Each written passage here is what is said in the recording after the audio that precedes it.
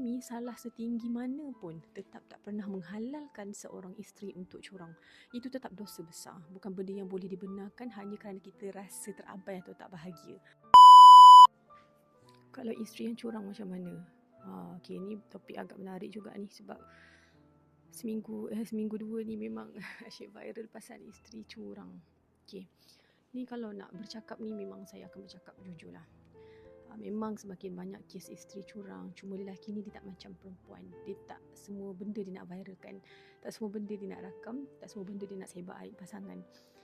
Bukan sebab dia tak sakit. Sakit tu sama je sakit. Tapi sebab dia masih ada maruah untuk jaga. Dia telan sendiri walaupun benda tu sebenarnya hancurkan dia dari dalam. Saya memang tak sokong mana-mana pihak yang suka membuka aib pasangan. Terutamanya para isteri. Para isteri yang kalau suaminya kantoi curang kan, rakam video, buat live, okay. Itu memang saya tak sokong lah.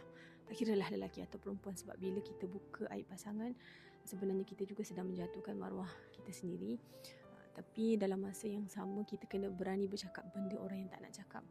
Bila perempuan curang, antara benda yang selalu jadi, dia akan mula salahkan lelaki. Dia akan kata, suami tak nak jaga perasaan dia, suami tak bagi nafkah lah, suami tak faham dia lah, seolah-olah kecurangan tu berpunca daripada suami tu semata-mata. Isteri-isteri tak boleh macam tu. Suami salah setinggi mana pun tetap tak pernah menghalalkan seorang isteri untuk curang. Itu tetap dosa besar. Bukan benda yang boleh dibenarkan hanya kerana kita rasa terabai atau tak bahagia. Dan sekarang ni dia lagi parah. Benda ni dah jadi macam trend. Isteri orang bercinta dengan suami orang, check in hotel sama-sama, jadi macam weekdays husband and wife. Ya, ada banyak kes yang melibatkan suami dan isteri orang duduk serumah bersama sebab dia PJJ dengan pasangan dia yang pasangan yang ada. Jadi bila dia berjauhan daripada pasangan dia tu, dia duduk dengan suami dan isteri orang. Dia menjalani kehidupan seperti suami isteri yang sah. Dan bila balik weekend, hari Sabtu Ahad, balik ke suami dan isteri asal ni, dia jadi weekend husband and wife pula. Allahu Akbar. Saya tak terbayang lah benda macam tu.